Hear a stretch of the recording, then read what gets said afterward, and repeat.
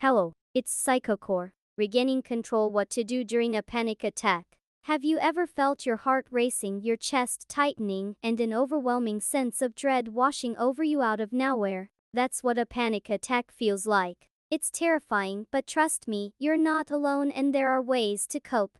When I first experienced a panic attack, I thought I was losing control or even having a heart attack. My mind spiraled into chaos and every breath felt impossible. But over time, I learned that these episodes, as scary as they are, can be managed with the right tools. Let me share what has helped me regain my footing when panic strikes. The first thing I do is remind myself, this is temporary. A panic attack might feel endless in the moment, but it will pass. Our bodies aren't built to sustain that level of intensity for long. Knowing this simple truth helps me ground myself a little more each time. Next, I focus on my breathing. Deep breaths sound cliché, but they work if you do them right. Instead of forcing huge inhales, I try to slow down my breathing by counting. Inhale for 4 counts, hold for 4, exhale for 6. This rhythm calms my nervous system and gives my mind something else to concentrate on besides fear.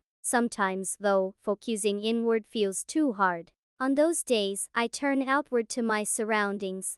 I name 5 things I can see, 4 things I can touch, 3 things I can hear, 2 things I can smell, and 1 thing I can taste. Engaging my senses brings me back to reality and reminds me that I'm safe, no matter how intense the panic feels. Another technique I use is repeating affirmations, not fluffy ones but practical ones. For example, I am safe, or this feeling will pass, even if I don't fully believe it at first.